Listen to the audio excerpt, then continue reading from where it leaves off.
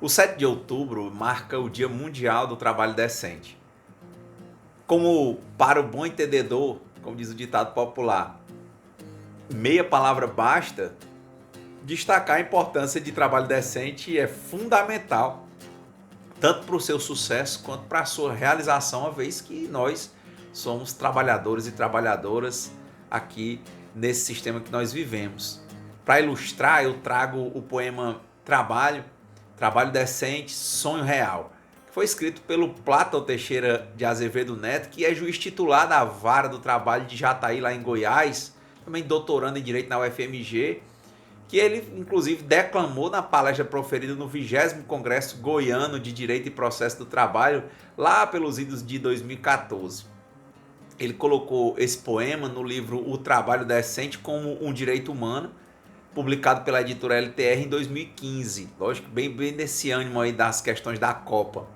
Sinta a mensagem do poeta que relaciona a prática forense, a arte ligada a essa questão da matéria, né, no sentido do trabalho. Então, ele diz trabalho decente, um sonho real.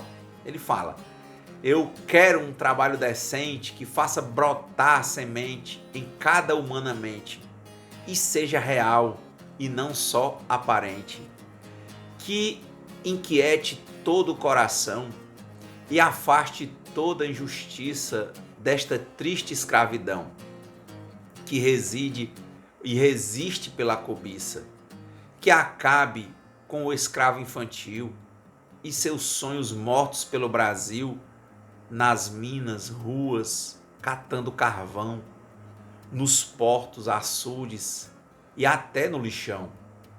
É tanta contradição nesta nação, meu Deus do céu, são milhões que se vão lá no Itaquerão e o operário do outro lado, ao léu, cai e se vai sem tela de proteção. E esta discriminação que não silencia, somos todos macacos? O esperto jogador anuncia, e unidos assim ficamos menos fracos. Enquanto isso, a esplêndida Copa, com gastos, mais do povo lamento, por fora uma bela viola, por dentro o pão bolorento. Os políticos voam de jatinho, sabe de nada inocente, e o povo anda de jumento. O voto no mais belo santinho e a vida continua um tormento. Vivemos num país cronicamente doente, saúde, educação e trabalho indecentes. Falta hospital, livro e liberdade sindical, mas corrupção e violência seguem crescentes. E nessa luta em prol da decência, eu sigo sem fôlego e me canso. Mas descanso num pé de coqueiro, porque não desisto nunca, eu sou brasileiro. Enfim, nesta tarefa árdua, prossigo para te alcançar, vivendo esse paradoxo do trabalho ideal. Pois, quanto mais me esforço, mais me sinto cansado e mal. Mas torço mais que para a seleção, para que esse sonho se torne real. Interessante? Como destacado aí no poema, você pode realizar esse sonho do trabalho decente conhecendo o conceito e atrelado aí a teoria à prática sobre a realidade dessa questão do trabalho decente no mundo e das dificuldades do mundo do trabalho.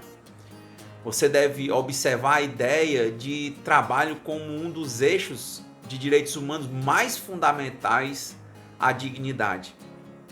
Apesar das dificuldades agravadas pela pandemia da Covid-19, não se pode aceitar a mera perda de direitos que já formam um patamar mínimo para a realização humana enquanto trabalha. Veja, é o mínimo, tem que se avançar. Como destacado, por exemplo, pela agência O Globo na revista Pequenas Empresas e Grandes Negócios, com a pandemia, em torno de 8,9 milhões de pessoas perderam o emprego no segundo trimestre de 2020. Foi a maior perda de vagas desde 2012, início da série segundo o IBGE. É uma taxa, por exemplo, de desemprego que sobe para 13,3% no trimestre encerrado em junho. Veja, a sustentabilidade ela é imprescindível, englobando os níveis sociais e econômicos. Tem que haver equilíbrio, essa questão da ordem econômica pautada no primado da ordem social, no valor do trabalho. Pesquisas recentes, por exemplo, acerca do impacto das mudanças climáticas sobre o trabalho, elas estimam que 1,2 bilhão de empregos, aproximadamente 40% da força de trabalho global, eles estão em risco por causa da degradação ambiental, que é outro problema. Se não forem enfrentadas, estima-se que as mudanças climáticas elas tenham implicações negativas, logicamente, para o crescimento econômico, para a saúde humana, para os empregos e, logicamente, para todos os tipos e meios de subsistência. Assim como destacado aí pela Organização Internacional do Trabalho, aqui no Brasil, é necessário que haja uma articulação entre empresas, sociedade civil, a OIT, demais organizações, por exemplo, para que a gente possa vencer mais essa etapa e efetivar direitos. Em suas declarações, por exemplo, escritas enviadas às reuniões anuais do Fundo Monetário Internacional e do Banco Mundial, o atual diretor da OIT, o Guy Ryder, ele alerta sobre os altos níveis de pobreza e desigualdade causados pela crise da Covid-19, quer dizer, ampliados, intensificados. Ele destaca, por exemplo, a necessidade urgente de proteção social para todas as pessoas. Ainda pediu, por exemplo, mudanças estruturais profundas para reconstruir melhor e mais rápido o que está sendo perdido. Por exemplo, aí a nível de Brasil, a juventude, o Brasil conta hoje com a maior geração de adolescentes e jovens de sua história. São nada menos que 48 milhões de pessoas de 10 a 24 anos no país. É urgente oferecer oportunidades para que cada um deles possa ter acesso a uma educação de qualidade, seja incluído digitalmente e conte com oportunidades ligadas ao trabalho decente no mundo do trabalho e sejam adequadas, logicamente, à sua faixa etária. Importante que esse senso de oportunidade ele levou à criação de uma iniciativa chamada 1 milhão de oportunidades, que foi lançada por empresas, sociedade civil, o Fundo das Nações Unidas para a Infância, o UNICEF, e a Organização Internacional do Trabalho, a OIT. Isso com uma iniciativa que tem como foco principalmente adolescentes e jovens de 14 a 24 anos, em especial aqueles em situação de vulnerabilidade, como negros e pardos, indígenas, adolescentes e jovens moradores de periferias urbanas, também áreas rurais e com pessoas que porventura tenham alguma deficiência. Veja, a ideia é que nos próximos 2 anos a meta de gerar 1 milhão de oportunidades em 4 pilares principais. Por exemplo, acesso à educação de qualidade, a inclusão digital e conectividade, o fomento ao empreendedorismo e protagonismo de adolescentes e jovens, por exemplo. Também o acesso ao mundo do trabalho em oportunidades de estágio, aprendizagem e emprego formal. Conforme esses dados que você pode recolher aí da OIT, aqui no Brasil, 1 em cada 4 adolescentes e jovens não estuda e nem trabalha. O ensino médio ele é a etapa com maiores índices de evasão escolar. Pasme, em 2018, mais de 458 mil adolescentes deixaram a escola. E aí, imagine agora, mas os avanços rápidos da tecnologia eles têm impactos profundos no mercado de trabalho.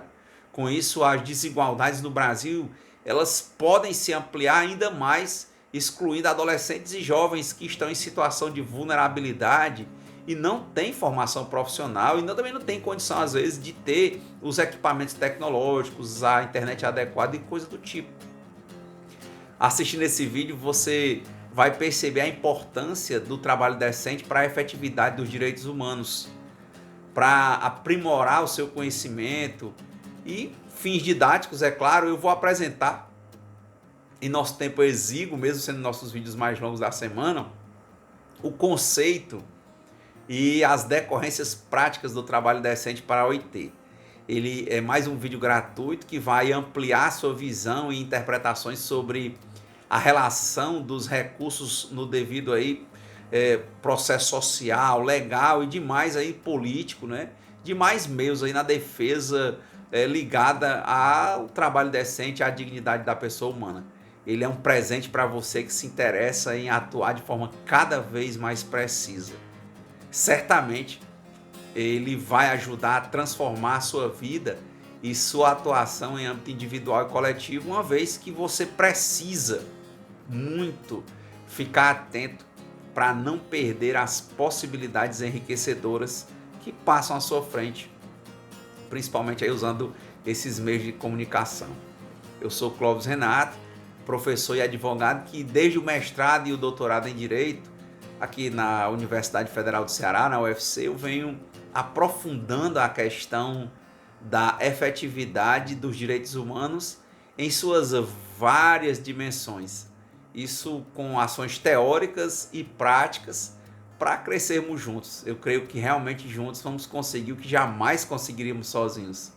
É um material único, com fontes que eu procuro que sejam imparciais e oficiais, que tem a ver com a nossa realidade cotidiana, em especial pelo fato de trabalharmos e conhecermos os famosos ossos do ofício, tanto como professor, quanto como trabalhador, quanto como advogado de movimentos, né? Eu antecipo que se você quiser aprender um pouco mais, visite a minha página clovisrenato.com.br e receba grátis um curso sobre proteção internacional dos direitos sociais e deixe o seu contato para ser informado dos cursos que eu vou lançando, outros cursos no correr do ano. Geralmente lanço por apenas uma semana para um número limitado de pessoas para que eu possa dar mais atenção a cada um. E hoje, né, solicito, se você tiver realmente interesse, se inscreva, participe das minhas redes sociais e fique informado lá no Clóvis Direitos no Instagram, Clóvis Renato Direitos Humanos no Facebook, no YouTube também o mesmo título. Eu estou imensamente feliz com os novos participantes na última semana, tanto no curso quanto nas redes sociais, e os novos envolvimentos nas publicações gratuitas diárias.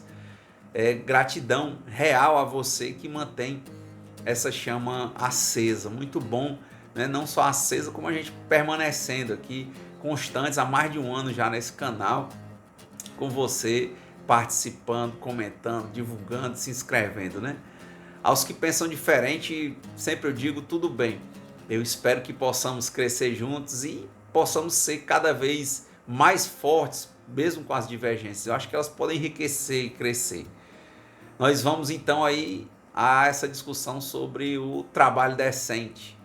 E para você entender, conforme destaca aí o sindicato, valorizando aí as entidades dos comerciários de Porto Alegre, desde o ano de 2007, lá no dia 7 de outubro, os trabalhadores de todo mundo eles celebram o Dia Internacional do Trabalho Decente. Essa data ela foi instituída no Fórum Social de Nairobi, que aconteceu naquela época, e ele estabelece um importante marco voltado aos direitos dos trabalhadores e direitos das trabalhadoras. Esse conceito ligado ao trabalho decente, ele dá origem ao dia e ele foi formalizado pela Organização Internacional do Trabalho em 1999 e sintetiza a ideia de que mulheres e homens têm o direito de realizar um trabalho produtivo, em condições dignas de liberdade e de segurança, por exemplo. Para tanto, aí ele está ligado a 4 eixos estratégicos, por exemplo, a promoção dos direitos do trabalho, a geração de mais e melhores empregos, a extensão da proteção social e o fortalecimento do diálogo social. E por nós aqui, muito importante essa discussão do trabalho decente, porque de fato tivemos já muitos problemas aqui a nível de Brasil, problemas relacionados em 2017 a reforma trabalhista. Para muitos, eu sou dessa linha que muito foi a deforma trabalhista, esse perecimento de direitos humanos focados no trabalho, muitas vezes contrariando a Constituição, contrariando os tratados internacionais sobre direitos humanos, o que tem gerado ao Brasil e gerou quando eu tive a oportunidade de estar na Organização Internacional do Trabalho como assessor técnico ligado a essas bancadas, na conferência de a 108ª, né, você pensar na Conferência Internacional do Trabalho em Genebra, na Suíça, em 2018, e na de 2019, no centenário da OIT. E lá o Brasil primeiro entrou na lista suja de países que descumprem normas internacionais do trabalho, né, que ele ratificou, e depois o Brasil se justificou em 2019. Ele manteve o nome na lista suja e realmente saiu da partir dali uma recomendação para o Brasil.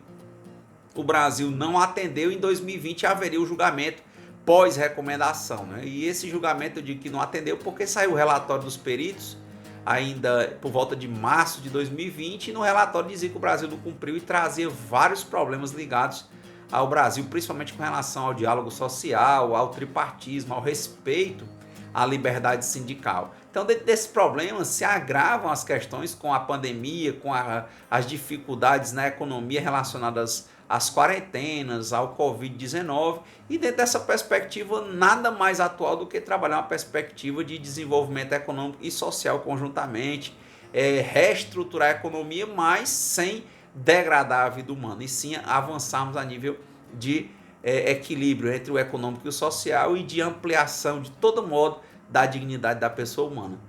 Formalizado pela OIT em 1999, o conceito de trabalho decente ele sintetiza a missão histórica da organização de promover oportunidades para que homens e mulheres obtenham um trabalho produtivo e de qualidade, e em condições de liberdade, equidade, segurança e dignidade humanas, é claro, sendo considerada aí uma condição fundamental para a superação da pobreza, a redução das desigualdades sociais, a garantia da governabilidade democrática e o desenvolvimento sustentável como um todo. É importante isso na Organização Internacional do Trabalho, porque trata-se de um conceito central para o alcance dos Objetivos de Desenvolvimento Sustentável, os ODS, que são das Nações Unidas como um todo, e a OIT é uma agência da ONU, né?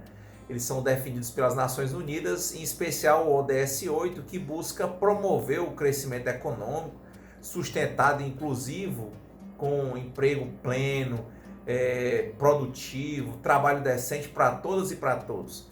E um dos principais aspectos aí de trabalho decente também é ampliar exatamente essa questão de ter uma amplidão, incluir nas metas de muitos dos outros ODS da Agenda de 2030 do Desenvolvimento Sustentável da ONU. Já temos aqui vários vídeos sobre os 17 ODS para que você possa acompanhar. O trabalho decente ele é o ponto de convergência dos 4 objetivos estratégicos da Organização Internacional do Trabalho, como o respeito dos direitos do trabalho, no trabalho, especialmente aqueles definidos como fundamentais, como liberdade sindical, direito de negociação, negociação coletiva, eliminação de todas as formas de discriminação em matéria de emprego e ocupação, erradicação de todas as formas de trabalho forçado e trabalho infantil, a promoção ligada ao emprego produtivo e de qualidade, a ampliação da proteção social, e não esqueçamos do fortalecimento do diálogo social.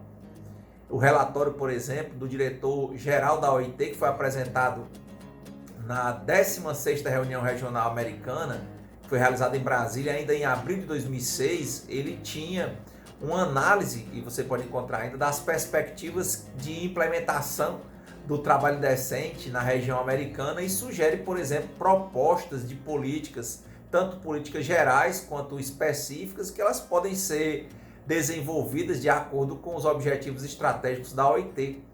Ele leva em conta, para você acompanhar, por exemplo, os avanços, tanto técnicos como políticos, que os países membros da OIT no continente, eles alcançaram em relação a uma dimensão sociolaboral do desenvolvimento, a sua pertinência e a centralidade do trabalho. Muito relevante esses textos, você pode baixar inclusive no site da OIT Brasil. Tanto que aqui no Brasil a promoção do trabalho decente ela passou a ser um compromisso que foi assumido inclusive entre o governo brasileiro e a OIT, a partir de junho de 2003, com a assinatura pelo então presidente da República, na época era o Luiz Inácio Lula da Silva, e pelo diretor-geral da OIT, naquela época era o Juan Somavia. Eles assinaram um memorando de entendimento que prevê o estabelecimento de um programa especial de cooperação técnica, tudo para a promoção de uma agenda nacional de trabalho decente, logicamente diante do diálogo social, em consulta às organizações de empregadores e de trabalhadores. Logo em maio de 2006 foi elaborada a proposta, né, da Agenda Nacional de Trabalho Decente durante ainda a 16ª reunião regional aí, latino-americana da OIT, que foi realizada em Brasília. Vejam, o Plano Nacional, que veio daí de emprego e trabalho decente, ele foi lançado pelo governo brasileiro em 2010. Esse plano ele foi constituído por meio do diálogo e cooperação entre diferentes órgãos do governo federal e envolveu um amplo processo de consulta tripartite, lembre, representantes dos governos, dos trabalhadores e dos empregadores. E acabou que teve a Agenda Bahia do Trabalho Decente, que foi lançada antes, né, em 6 de dezembro de 2007, e ela representa a primeira experiência de agenda subnacional do mundo.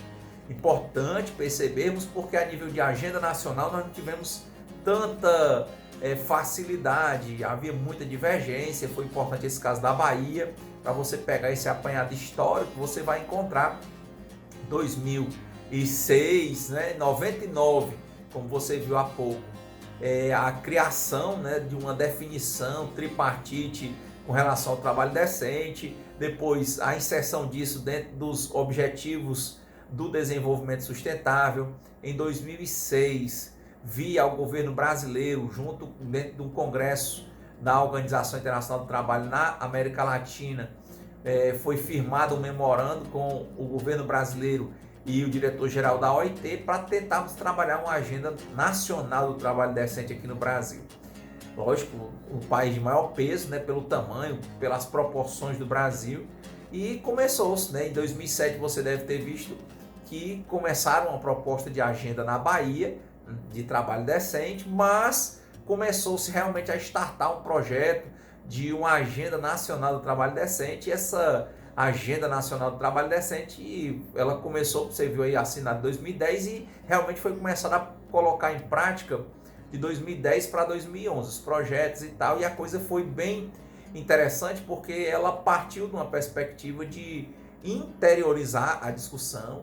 Por exemplo, tomar aqui como o caso do estado do Ceará, eles fizeram reuniões tentando envolver e envolvendo de fato representantes de governos, né, de municípios, representantes de trabalhadores de municípios e representantes de empregadores de municípios, e foram fazendo pequenos grupos de trabalho em um evento organizado para o plano nacional, né? Então começavam com esses planos interiorizados. Aí cada estado, para você lembrar, o Brasil tem 26 estados e o Distrito Federal, e depois que saía do interior aquilo seguia para as capitais, né? Ia tendo escolha de representantes, ia reduzindo o número de representantes e aumentando a representação. Então, por exemplo, saiu do interior do Ceará, teve nesses polos, chegou, por exemplo, aqui a Fortaleza. E naquela ocasião, dentro do tripartismo importante, que eu tive a oportunidade de participar como representante, e naquela época eu era vice-presidente da Comissão de Direito Sindical da Ordem dos Advogados do Brasil, da OAB, e tinha um espaço dentro do tripartismo. Eles convencionaram que poderia haver a participação da sociedade civil organizada, o que não contrariaria o tripartismo, porque ampliaria a discussão com a sociedade civil organizada. Logicamente que voto efetivo só tinha exatamente as bancadas do tripartismo, ou seja, dos governos, dos trabalhadores e dos empregadores. E nós, da sociedade civil organizada, começamos a participar. Aqui no Ceará teve uma situação interessante, porque, e parece que isso foi uma coisa que se replicou a nível nacional, a bancada dos empregadores, que era para vir com representações dos empregadores, porque a ideia era de pessoas que entendem dos ramos econômicos, discutirem as suas realidades específicas, tentarem aprimorar o texto proposto para essa agenda nacional do trabalho decente e colocando opções. Contudo, grande parte da estratégia patronal ela veio, ao invés de um ambiente de negociação, veio com um bojo de representação, eles mandavam os advogados. E grande parte dos colegas advogados eles não vinham para uma perspectiva eminentemente negocial, eles vinham inclusive com propostas que iam gerar e geraram um grande cisma dentro do evento, porque tinha uma discussão de redução de direitos. Pasmem, naquele momento a bancada dos trabalhadores em regra praticamente foi só mesmo com trabalhadores, e começaram muitas questões técnico-jurídicas a serem apresentadas e nós tivemos de ter uma participação mais de vanguarda, no sentido que tínhamos questões jurídicas que nós não poderíamos aceitar. Acabou que, de fato, acho que deveria ter tido um nível de preparação para o que era o plano nacional com os representantes efetivos, por exemplo, explicando o que é o trabalho decente, esses eixos que a gente acabou de falar, explicando, porventura, que deveria avançar, é uma agenda para avançar, para efetivar, para otimizar direitos fundamentais, ou seja, direitos que estão na Constituição, que tem um mínimo, né, de direitos para os trabalhadores, juntando com os tratados internacionais sobre direitos humanos, tantos da Organização Internacional do Trabalho, que hoje está com 190 tratados, antes tinha menos, em torno de 187. Depois, discutir também tratados internacionais como que o Brasil faz parte, de direitos humanos nesse eixo do trabalho que tem tanto nas Nações Unidas quanto na Organização dos Estados Americanos, tentar avançar e fazer uma agenda de efetividade e não uma agenda de redução. Contudo, diante desse cenário, começou um quadro de, ao invés de diálogo, uma litigância muito forte, no sentido de que a bancada patronal naquele momento ela vinha numa perspectiva de reduzir direitos. E logicamente que a bancada laboral começou a não aceitar esse tipo de postura, porque a ideia de participar de um evento como esse é criar uma agenda do trabalho decente, e não, como eles diziam, criar uma indecência no trabalho, tirar o pouco que tem, quer dizer, reduzir esses direitos. E aí começando essa discussão, e a gente como OAB não podia se esquivar, e houve essa solicitação do movimento sindical, e na época começamos a participar mais efetivamente. Acabou que não teve muitos consensos, né? O consenso que acabou no estado, e parece que foi o que ocorreu em todos os outros estados e no Distrito Federal, foi porque vinham propostas na minuta eminentemente contrárias nos tópicos principais, e ao invés da gente chegar aos consensos nos estados, que era uma ideia que precisava de mais tempo, de esclarecimento, diante da urgência do processo, foi muito rápido tudo que aconteceu, se optou por fechar as propostas do jeito que os grupos de trabalho das bancadas patronais, laborais e dos governos fizeram e mandarem para fechar tudo, resolver tudo na nacional.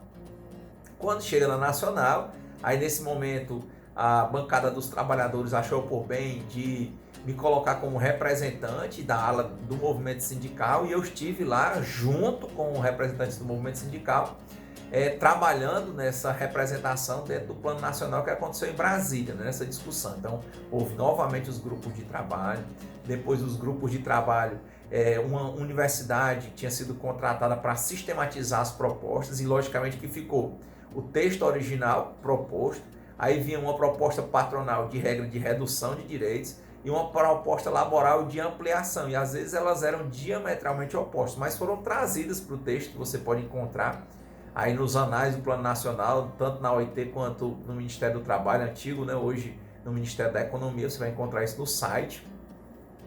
E acabou que quando começaram as discussões, valendo mesmo, como a gente diz aqui no Ceará, que tinha que fechar, tinha que escolher proposta, os trabalhadores começaram a ter mais habilidade a nível de diálogo e a construir propostas que realmente estavam sendo aprovadas. Quando a bancada patronal ela percebeu que quando fosse na plenária final, que juntassem todos os resultados dos grupos de trabalho, haveria, por exemplo, ela perderia em todas as propostas, praticamente, não todos, não exagerar, mas a maioria das propostas, houve um cisma e a bancada patronal, ao invés de continuar os trabalhos do GTs, no último dia ela se retirou para ir falar com o ministro, na época acho que era o Brizola Neto, e era o ministro do Trabalho, e para discutir isso, enfim. Como não resolveu, tinha que ter a plenária final. O que acontece? Que era onde ia ser definido mesmo o plano nacional, em cima do que foi discutido nos grupos de trabalho. A bancada patronal resolveu por abandonar a conferência, né? A Conferência Nacional do Trabalho e Emprego Decente. E aí, logicamente, que não foram fechadas as propostas. Quem está estudando, quem é da academia, se você for observar o texto, às vezes tem informações distorcidas, e eu coloco isso no texto que eu escrevi na época no meu blog, tem fotos, explicando todo o evento, mas saíram muitas notícias dizendo que foi fechada uma agenda nacional do plano decente, fechado no sentido de que houve o consenso tripartite. Não houve. Houve a participação tripartite na hora que era para ter o debate e a aprovação das propostas, seja por unanimidade ou por maioria, a bancada patronal abandonou o Congresso. E abandonando o Congresso, logicamente que não daria para fechar o plano, porque faltava um ente do tripartismo. O tripartismo se faz, como eu disse, com trabalhadores, representantes dos trabalhadores, né? Representantes dos empregadores e representantes dos governos. Não dava para fazer uma votação com uma bancada se retirando. Então, assim, a nossa leitura, como eu digo, aceitamos quem pensa diferente, mas ficou muito claro na época. Eu tive a oportunidade de fazer debates com representantes do governo, muitos dizendo que a gente tinha fechado a agenda. Não, foi muito bem feito, mas logicamente que se coubesse sugestões, se eles estivessem aceitando na época, acho que o ideal era realmente ter uma formação antes para explicar como é o trabalho decente, qual era a proposta, para não tentarem trazer indecências, ou seja, reduzir o mínimo que já tinha.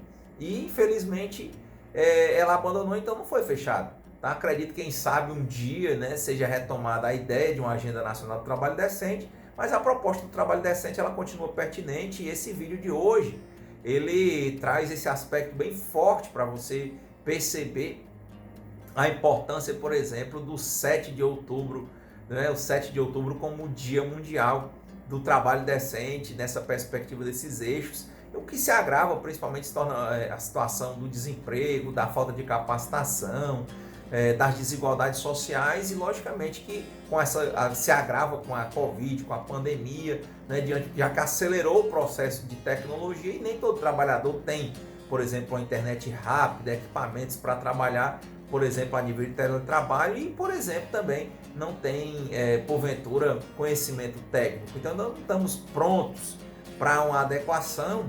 E é por isso que é relevante relembrarmos a importância de desenvolvimento econômico com desenvolvimento social. Eles andando juntos, como trata a ordem social aqui na nossa Constituição e como deve ser, dentro do eixo de jus cogens, né, os direitos mais relevantes a nível mundial. Então, por hoje, agradeço a sua participação, se inscreva no canal Clóvis Renato Direitos Humanos, se quiser seguir lá no Instagram é Clóvis Direitos, no Facebook Clóvis Renato Direitos Humanos. Lembremos que a perspectiva dos direitos humanos ela é muito mais ampla do que o direito que chamam dos humanos, as pessoas brincando e nada contra, mas são vários eixos de direitos fundamentais, tá? Então, obrigado, se inscreva, participe, até a próxima.